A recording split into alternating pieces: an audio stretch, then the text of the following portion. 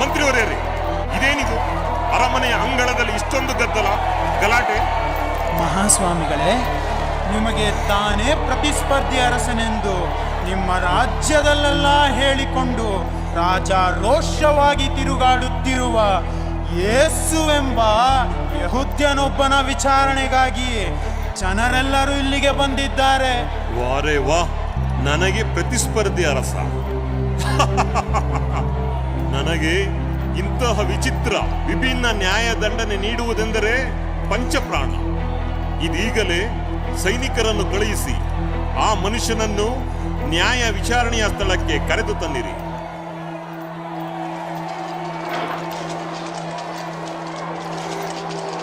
ನಡಿ.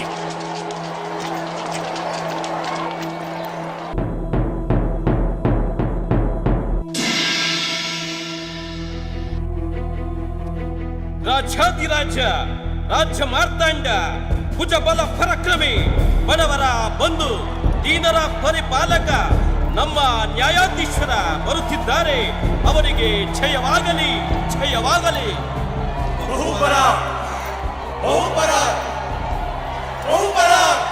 ಇಲ್ಲಿ ನೆರೆದಿರುವ ನನ್ನ ಸರ್ವ ಪ್ರಜೆಗಳಿಗೂ ನಮಸ್ಕಾರ. ನಾನು ನೇರವಾಗಿ ವಿಷಯಕ್ಕೆ ಬರುತ್ತೇನೆ. ಈತನ ಮೇಲಿರುವ ನಿಮ್ಮ ಆಪಾದನೆಗಳೇನು? ಈತ ಧರ್ಮಶಾಸ್ತ್ರಕ್ಕೆ ವಿರುದ್ಧವಾಗಿ ಪಾಪ ಮಾಡಿದ್ದಾನೆ. ಈತ ಜೆರುಸಲೇಮಿನ ದೇವಾಲಯವನ್ನು ಕೆಡವಿ 3 ದಿನಗಳಲ್ಲಿ ಕಟ್ಟುವೆನೆಂದು ಸಾರಿ ಬೊಬ್ಬಿಡುತ್ತಾ ಜನರನ್ನು ಮರುಳು ಮಾಡುತ್ತಿದ್ದಾನೆ. ಅಲ್ಲದೆ ತೆರಿಗೆ ನಿಷೇಧಿಸಿ ಜನರು ದಂಗೆಳುವಂತೆ ಪ್ರಚೋದಿಸಿದ್ದಾನೆ. ಇದೂ ಸಾಲದು ಎಂಬಂತೆ ನಾನೇ ದೇವಕುಮಾರ, ನಾನೇ ಕ್ರಿಸ್ತ, ನಾನೇ ಯಹೂದ್ಯರ ಅರಸ ಎಂದು ಹೇಳಿಕೊಂಡಿದ್ದಾನೆ. ನೀನು ಯಹೂದ್ಯರ ಅರಸನೋ? ಅದು ನಿಮ್ಮ ಬಾಯಿಂದಲೇ ಬಂದಿದೆ.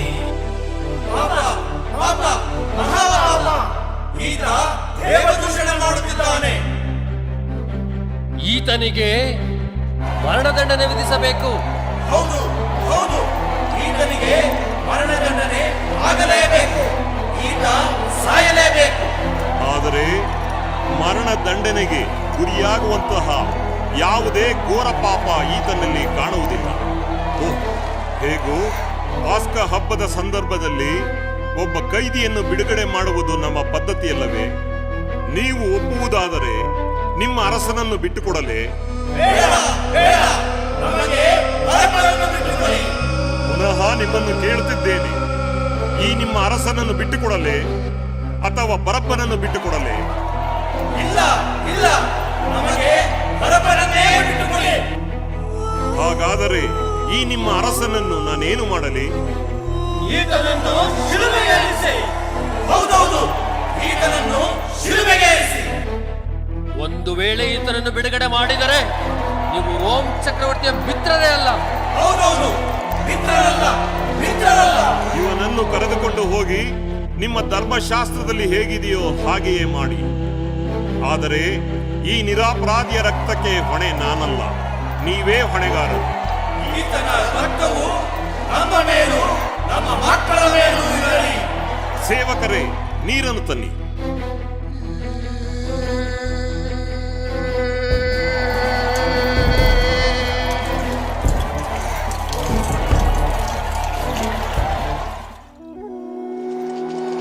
ನಡಿ.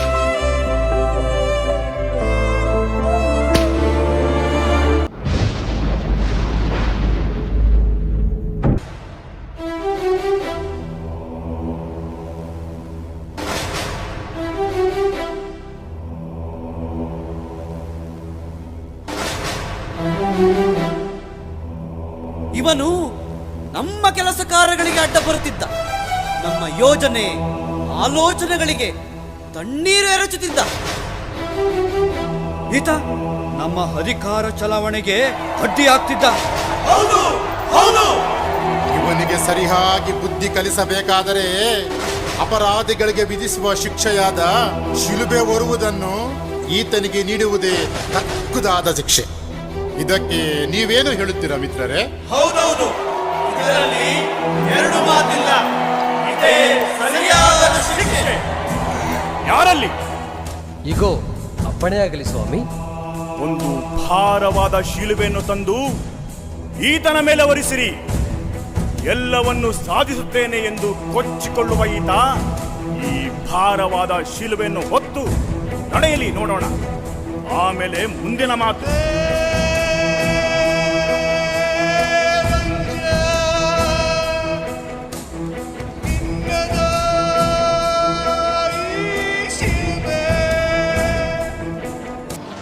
ಹೇ ಹೇ, ಈತನಲ್ಲಿ ಒತ್ತು ನಡೆಯುತ್ತಾನೆ. ಈತನಿಂದ ಅದು ಅಸಾಧ್ಯವಾದುದು. ಇಲ್ಲ, ಇದು ಈತನಿಗೆ ಸಕಾಲದ ಸತ್ವ ಪರೀಕ್ಷೆ. ಈತನ ಮೇಲೆ ಆ ಶಿಲುಬೆಯನ್ನು ಹೊರಿಸಿರಿ. ತಾನೇ ಸತ್ಯವಂತನೆಂದು ನುಡಿಯುವ ಈತ ತನ್ನ ಮಾತಿಗೆ ಬದ್ಧನಾಗ್ತಾನೋ ನೋಡೋಣ.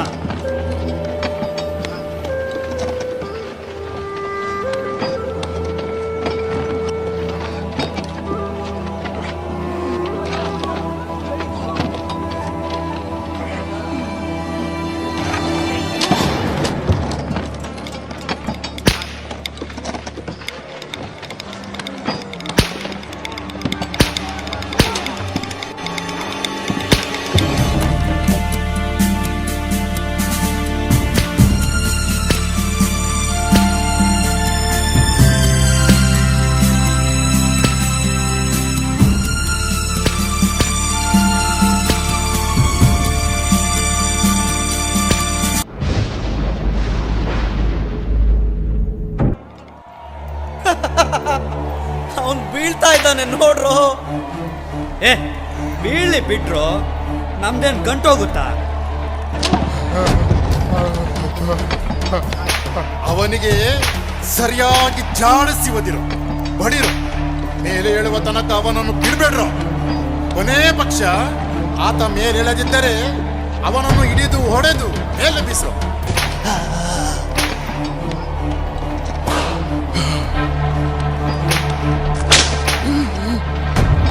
ಅದು ಕುಂಟರು ಕುರುಡರು ಈತನ ಬಳಿ ಬಂದು ಆರೋಗ್ಯಕ್ಕಾಗಿ ಕೇಳಿದಾಗ ತಾನೇ ಸರ್ವಶಕ್ತನೆಂಬಂತೆ ಬಿಂಬಿಸಿಕೊಂಡು ಅವರೆಲ್ಲರನ್ನ ಗುಣಪಡಿಸಿದ ನಾಟಕ ಆಡಿದ. ತಾನೇ ದೇವಕುಮಾರನೆಂದು ಬಡಾಯಿ ಕೊಚ್ಚಿಕೊಂಡಿದ್ದ. ಆದರೆ ಈಗ ಈಗ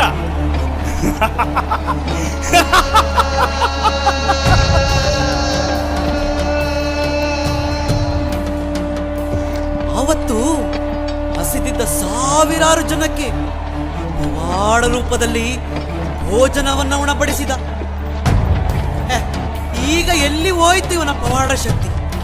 ಹೇ, ಎಲ್ಲಿ ಅಡಗಿ ಹೋಯ್ತೋ ನಿನ್ನ ಅದ್ಭುತ ಶಕ್ತಿ? ಎದ್ದೇಳ ನೋಡೋಣ.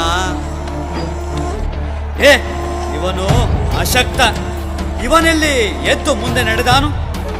ಖಂಡಿತವಾಗಿಯೂ ನೆಲ ಕುರುಳಿದ ಮರದಂತ ಸ್ಥಿತಿಯಲ್ಲಿರುವ ಈತ ಮೇಲೆ ಹೇಳಲಾರ, ಮುಂದೆ ನಡೆಯಲಾರ.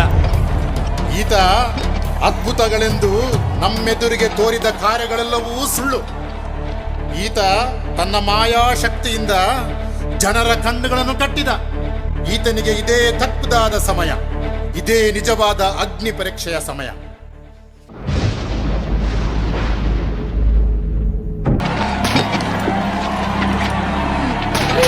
ಓ ನನ್ನ ಪ್ರೀತಿಯ ಮಗನೇ, ನಿನಗೇಕೆ ಈ ಕಷ್ಟ, ನೋವು?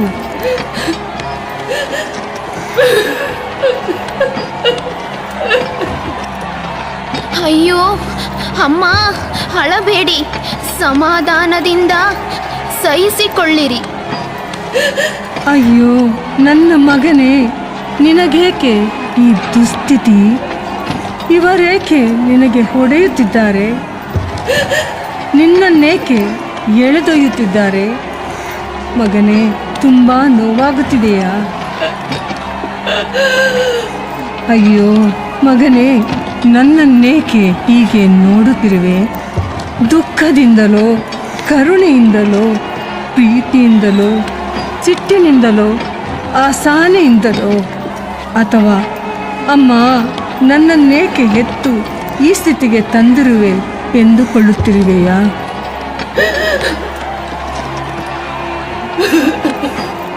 ಅಮ್ಮ, ಈ ನೋವನ ತಾಳಲಾರೆ, ಸಹಿಸಲಾರೆ, ನಾ ಯಾರಿಗೆ ಹೇಳಲಿ ಎನ್ನುತ್ತಿರುವೆಯಾ?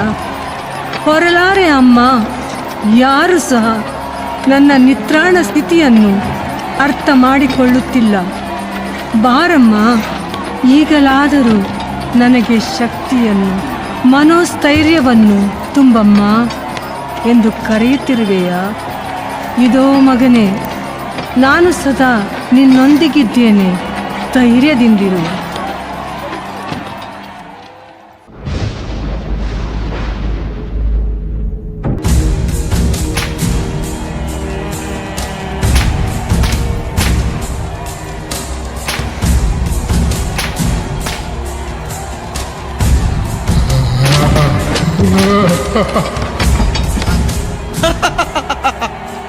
ನೋಡಿ, ಮತ್ತೊಮ್ಮೆ ತಡವರಿಸುತ್ತಿದ್ದಾನೆ.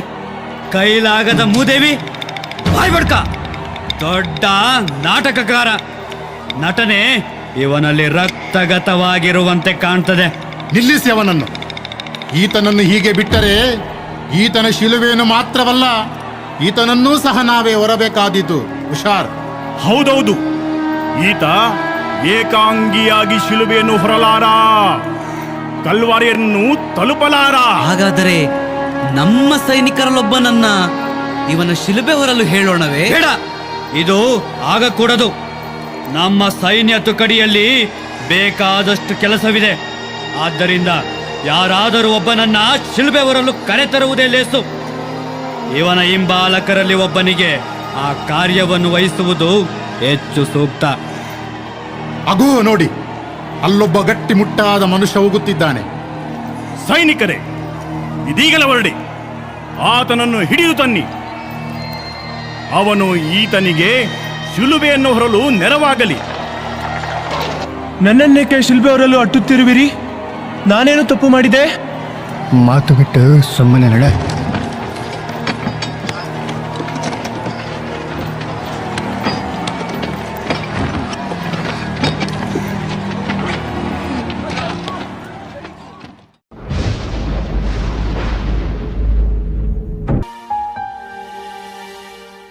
ನನಗಿಂದು ತುಂಬ ದುಃಖವಾಗುತ್ತಿದೆ. ಇಂದಿನ ಜನರು ತಮ್ಮ ವಿಶ್ವಾಸವನ್ನು ಇಂತಹ ಭೌತಿಕ ವಸ್ತುಗಳ ಮೇಲಿಟ್ಟಿದ್ದಾರೆ. ಕೆಲವರು ಯೇಸುವನ್ನು ಆಕಾಶದಲ್ಲಿ ನೋಡಲು ಎದುರು ನೋಡುತ್ತಿದ್ದಾರೆ. ಇನ್ನು ಕೆಲವರು ಶಾರೀರಿಕ ಕಣ್ಣುಗಳಲ್ಲಿ ಯೇಸುವನ್ನು ನೋಡಲು ಹಾತೊರೆಯುತ್ತಿದ್ದಾರೆ. ಈ ಯೇಸು ಜನರಿಗೆ ಏನೆಲ್ಲ ಮಾಡಿಲ್ಲ. ತನ್ನ ಪವಿತ್ರ ಕೈಗಳಿಂದ ಎಲ್ಲರಿಗೂ ಒಳ್ಳೆಯದನ್ನೇ ಮಾಡಿದರು. ಆದರೆ ಅವರಿಗೆ ಸಿಕ್ಕಿದ್ದು ಈ ಘೋರ ಶಿಲುಬೆಯಾತನೆ. ಅಯ್ಯೋ, ನನ್ನಿಂದ ಇದನ್ನು ನೋಡಲಾಗುತ್ತಿಲ್ಲ. ವೆರೋನಿಕಾ, ಈ ಪೀಳಿಗೆಯು ಇಂದು ಬಾಹ್ಯ ಸಂಕೇತಗಳನ್ನು ಕೋರುತ್ತವೆ. ಬಲಿಪೂಜೆಯ ಸಂದರ್ಭದಲ್ಲಿ ರೊಟ್ಟಿ ಹಾಗೂ ದ್ರಾಕ್ಷಾರಸದಲ್ಲಿ ಖುದ್ದಾಗಿ ನಾನು ಭೇಟಿಯಾಗುತ್ತಿದ್ದೇನೆ. ಆದರೂ ಇವೆಲ್ಲವನ್ನು ಬದಿಗೊತ್ತಿ ಅಲ್ಲಿ ಇಲ್ಲಿ ಸೂಚಕ ಕಾರ್ಯಗಳಲ್ಲಿ, ಸಂಕೇತಗಳಲ್ಲಿ ನನ್ನನ್ನು ಏಕೆ ಹುಡುಕುತ್ತಿದ್ದಾರೋ?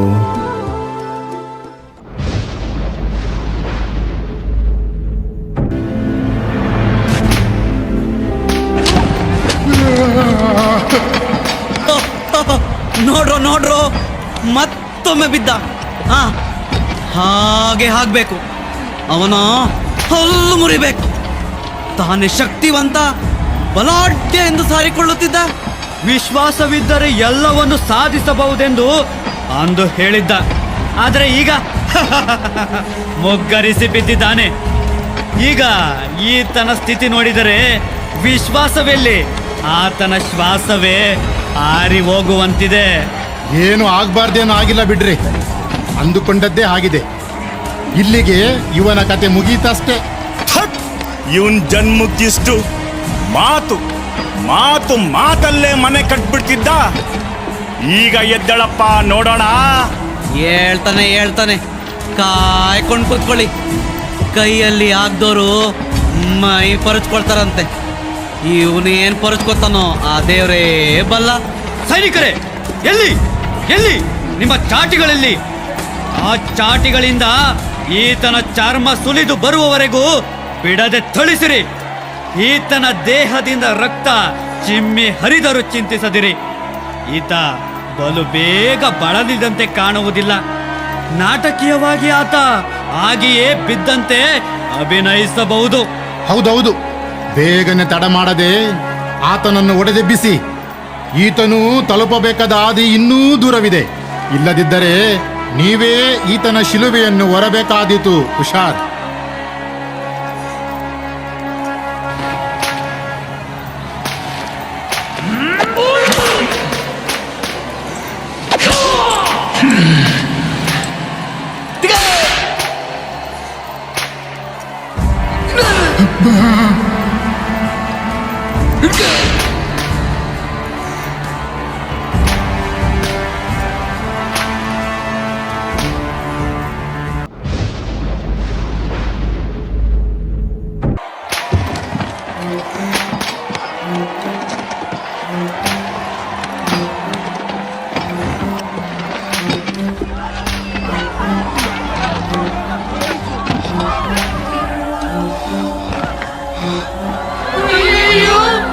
ಅಯ್ಯಯ್ಯೋ, ನಮ್ಮ ಪ್ರಭುವೇ, ನಮ್ಮ ರಕ್ಷಕರೇ, ನಿಮಗೇಕೆ ಈ ದುಸ್ಥಿತಿ? ಪ್ರಭುವೇ, ನಿಮ್ಮನ್ನೇಕೆ ಇವರು ಹೀಗೆ ಹಿಂಸಿಸುತ್ತಿದ್ದಾರೆ? ಹೇಳಿ ಪ್ರಭುವೇ, ಹೇಳಿ. ನಮಗೆ ಗೊತ್ತು ನೀವು ನಮ್ಮ ರಕ್ಷಕರೆಂದು. ನೀವು ಯಾವ ತಪ್ಪನ್ನು ಮಾಡಿಲ್ಲ, ಮಾಡುವುದೂ ಇಲ್ಲ.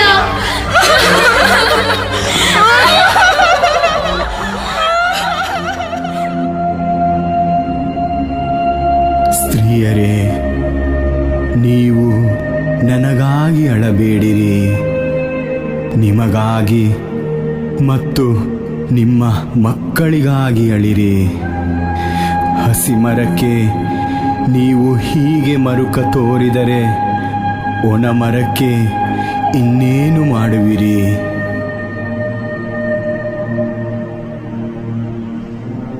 ನೋಡು, ತನ್ನ ಪರಿಸ್ಥಿತಿಯೇ ವಿಷಮವಾಗಿರುವಾಗ ಹೇಗೆ ಇತರರಿಗೆ ಸಾಂತ್ವನ ನೀಡುತ್ತಿದ್ದಾನೆ.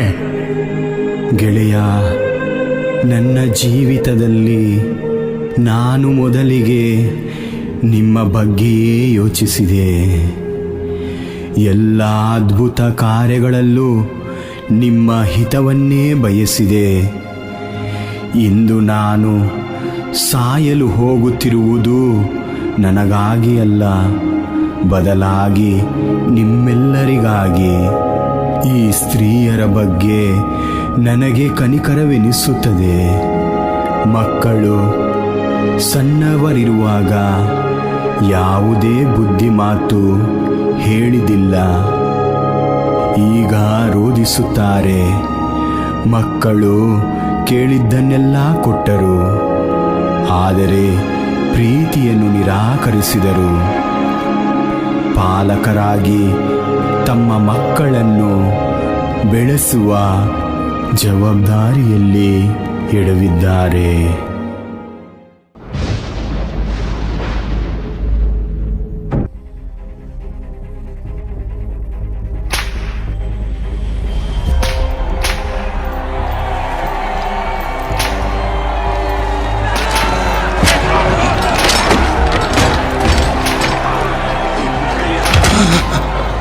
ಅಯ್ಯಯ್ಯೋ, ಮತ್ತೆ ಬಿದ್ಬಿಟ್ಟಲ್ರೋ. ಹುಷ್ ಹುಷ್. ಒಂದು ಅದೇ ರಾಗ, ಅದೇ ಹಾಡು. ಇಳೈ ಸೈನಿಕರೇ, ಏನು ಮಾಡ್ತಿರುವಿರಿ? ಆತನನ್ನು ಬೀಳಲು ಬಿಡಬೇಡಿರಿ. ಆತನ ವಧಾಸ್ಥಾನ ಅದೋ ಅದೋ ಅಲ್ಲಿ ಕಾಣುತ್ತಿದೆ ನೋಡಿ.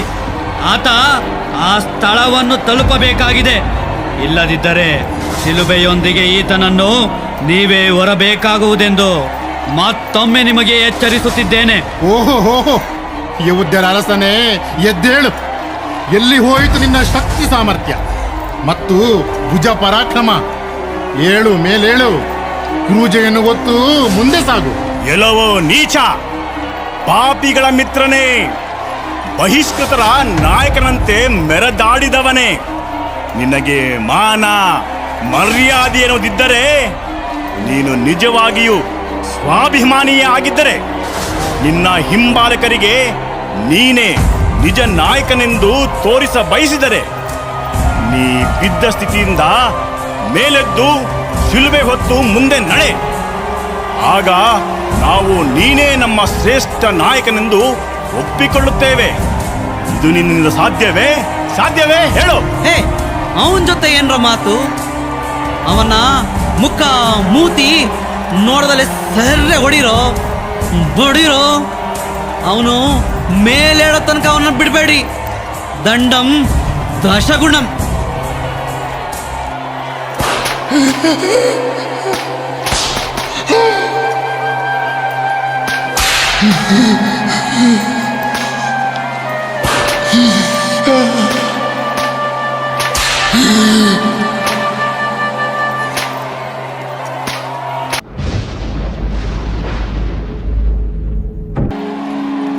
ಹೇ, ಅವನ್ನ ಇಲ್ಲಿ ಕರ್ಕೊಂಡು ಬಂದ್ರು. ತನ್ನ ಶಕ್ತಿ ಪರಾಕಷ್ಟೆ ಬಗ್ಗೆ ಹೇಳ್ಕೊಂಡು ಮೆರೆದ ಈತನ ಭುಜ ಪರಾಕ್ರಮವನ್ನ ನಮ್ಮ ಕಣ್ಣಾರೆ ಕಾಣೋಣ. ಈತನ ಕಟ್ಟುಮಸ್ತಾದ ದೇಹವನ್ನೊಮ್ಮೆ ನೋಡಿ ಆನಂದಿಸೋಣ. ಇವನ ತೋಳಿನ ಬಾವು ಬಲವನ್ನ ಪರೀಕ್ಷಿಸೋಣ. ಸೈನಿಕರೇ, ಈತನ ಬಟ್ಟೆಗಳನ್ನು ಎಳೆದು ತೆಗೆಯಿರಿ.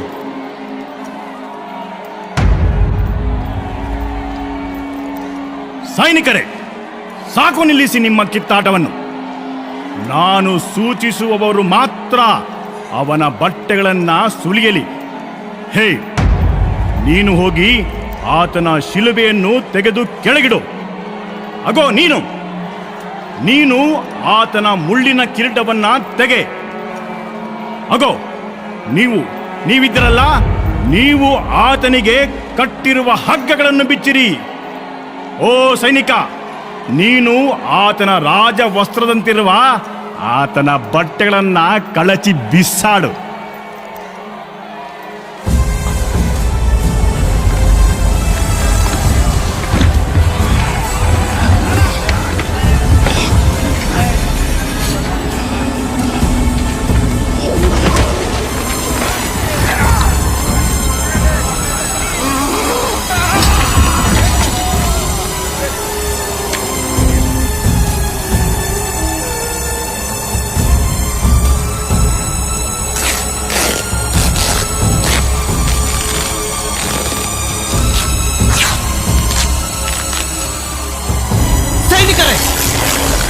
ಇವನ ಬಟ್ಟೆಗಳನ್ನು ತೆಗೆದುಕೊಂಡು ಹೋಗಿ ಚೀಟು ಹಾಕಿಕೊಂಡು ನಿಮ್ಮ ಪಾಲಿಗೆ ಬಂದದನ್ನು ಸ್ವೀಕರಿಸಿರಿ. ಆ ವಸ್ತ್ರಗಳು ಯಾರ ಪಾಲಿಗೆ ಬರುತ್ತವೋ ಅವನು ಅದೃಷ್ಟವಂತನೇ ಸರಿ. ದೇವ್ರೆ, ನನ್ನ ಪಾಲಿ ಚೀಟಿ ಬೀಳಂತ ಮಾಡಪ್ಪ.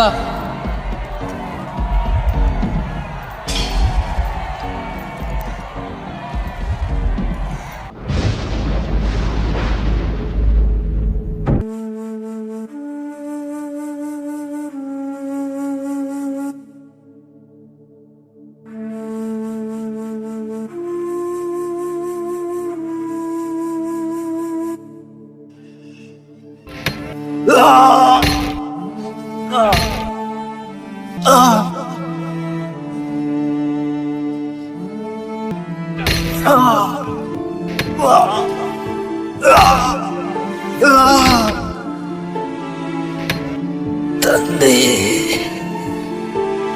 ಇವರನ್ನು ಕ್ಷಮಿಸಿ. ತಾವೇನು ಮಾಡುತ್ತಿರುವರೆಂದು ಇವರು ಹರಿಯರು.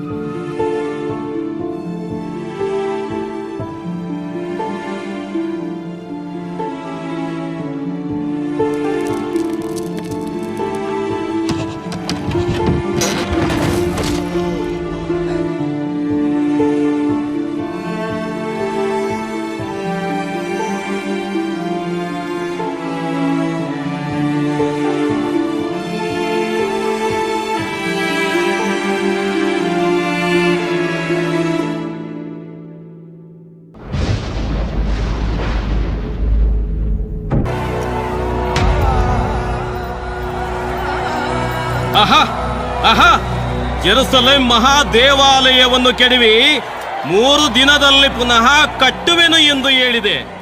ಸಾಧ್ಯವಾದರೆ ಈಗ ಶಿಲುಬೆಯಿಂದ ಕೆಳಗಿಳಿದು ಬಾ, ನಾವು ನಂಬುತ್ತೇವೆ.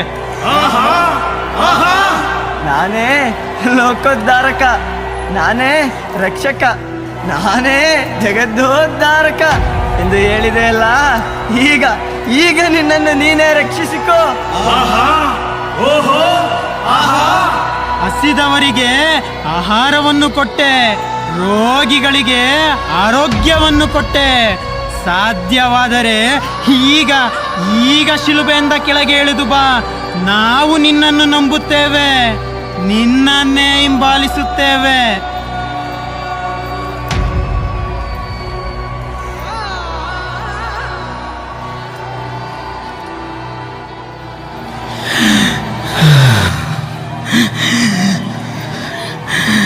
ನನಗೆ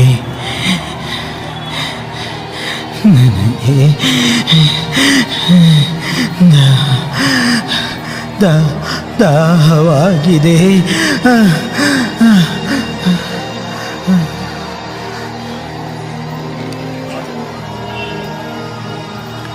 ಹುಳಿರಸ ತುಂಬಿದ ಪಾತ್ರೆಯನ್ನು ತನ್ನಿ. ಹಾಗೆಯೇ ಸ್ಪಂಜನ್ನು ಹುಳಿರಸದಲ್ಲಿ ತೋಯಿಸಿ ಈಸೋಪ ಗಿಡದ ಕೋಲಿಗೆ ಸಿಕ್ಕಿಸಿ ಅವನ ಬಾಯಿಗೆ ಮುಟ್ಟಿಸಿ ಆತ ತನ್ನ ದಾಹವನ್ನು ತಣಿಸಿಕೊಳ್ಳಲಿ.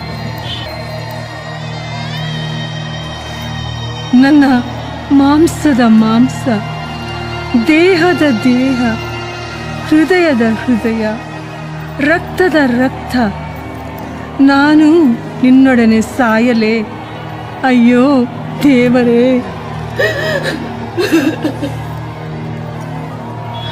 ಅಮ್ಮ,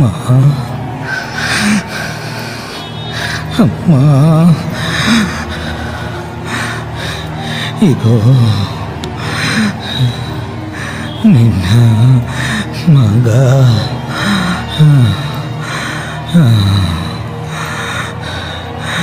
ಪ್ರೀತಿಯ ಶಿಷ್ಯ ಯೋವಾನನೇ, ಇಗೋ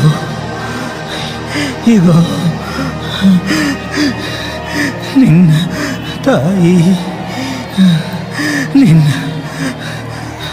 ತಾಯಿ.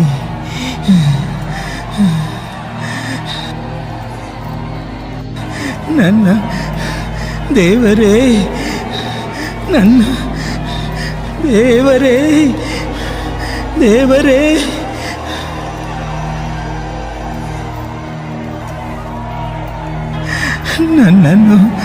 ನನ್ನನ್ನು ಏಕೆ ಕೈ ಬಿಟ್ಟಿದ್ದೀರಿ?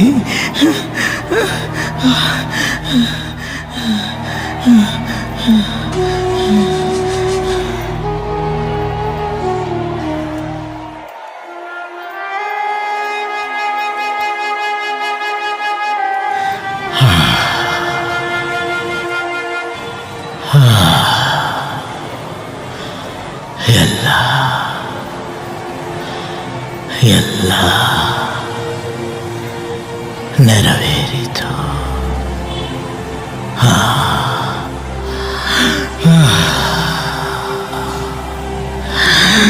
ಪಿತನೇ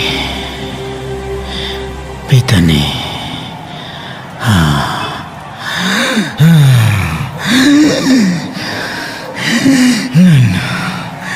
ನನ್ನ ಆತ್ಮವನ್ನು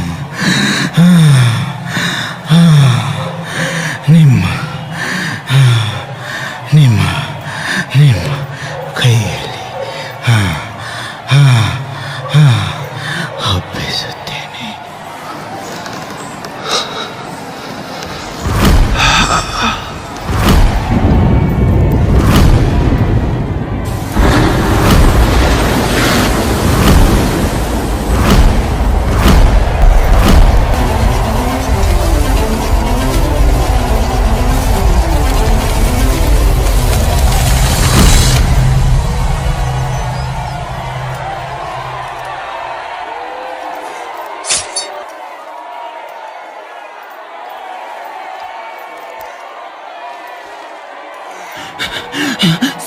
ಸತ್ಯವಾಗಿಯೂ ಈತ ದೇವರ ಪುತ್ರನೇ ಸರಿ.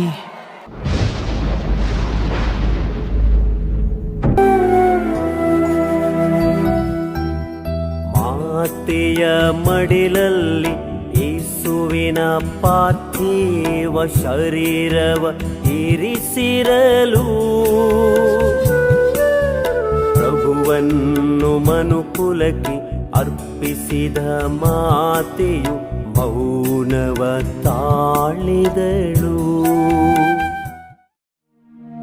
ಮಗನೇ, ನೀನೀಗ ನಿರ್ಜೀವವಾಗಿ ನನ್ನ ಮಡಿಲಿನಲ್ಲಿ ಮಲಗಿದ್ದೀಯ. ನನ್ನ ಮಗನ ಈ ಅನಾಹುತ ದುಃಖಾಂತ ಅಧ್ಯಾಯ ಇಲ್ಲಿಗೆ ಮುಗಿಯಿತು. ಅಂದು ನಾಯಿಮೋರಿನ ವಿಧವೆಯ ಏಕಮಾತ್ರ ಮಗ ಸತ್ತಾಗ ನೀನು ಅವನನ್ನು ಜೀವಂತ ಎಬ್ಬಿಸಿದ್ದೆ. ಆದರೆ ಈಗ ನಿನ್ನನ್ನು ಮರಳಿಸುವವರು ಯಾರೂ ಇಲ್ಲ, ಯಾರೂ ಇಲ್ಲ. ದೇವರ ಇಚ್ಛೆಗೆ ತಲೆ ಬಾಗುವುದಕ್ಕಿಂತ ಇನ್ನೇನು ಮಾಡಲಿ, ಇನ್ನೇನು ಮಾಡಲಿ?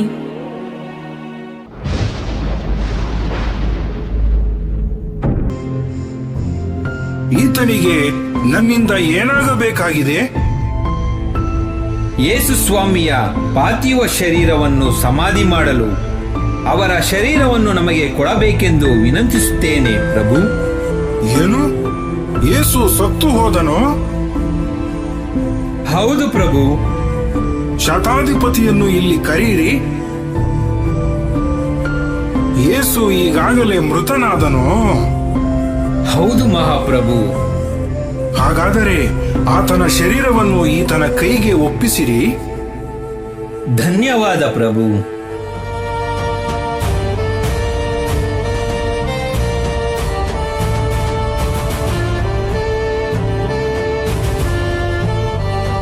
ಸ್ವಾಮಿ, ಆ ಮೋಸಗಾರ ಬದುಕಿದ್ದಾಗ 3 ದಿನಗಳಾದ ಮೇಲೆ ನಾನು ಪುನರ್ಜೀವಂತನಾಗಿ ಏಳುವೆನು ಎಂದು ಹೇಳಿದ್ದು ನನಗೆ ಜ್ಞಾಪಕದಲ್ಲಿದೆ. ಆದ್ದರಿಂದ 3ನೆಯ ದಿನದ ತನಕ ಅವನ ಸಮಾಧಿಗೆ ಭದ್ರವಾದ ಕಾವಲಿರಿಸಲು ಅಪ್ಪಣೆಯಾಗಬೇಕು. ಇಲ್ಲದಿದ್ದರೆ ಅವನ ಶಿಷ್ಯರು ಅವನನ್ನು ಕರೆದುಕೊಂಡು ಹೋಗಿ ಸತ್ತವನು ಬದುಕಿ ಬಂದಿದ್ದಾನೆ ಎಂದು ಜನರಿಗೆ ಹೇಳಬಹುದು. ಆಗ ಮೊದಲನೆಯ ಮೋಸಕ್ಕಿಂತ ಕಡೆಯದೇ ಕಡು ಮೋಸವಾದೀತು. ಕಾವಲುಗಾರರು ಇದ್ದಾರಲ್ಲವೇ? ಹೋಗಿ ನಿಮಗೆ ಬೇಕಾದಂತೆ ಭದ್ರಪಡಿಸಿಕೊಳ್ಳಿ.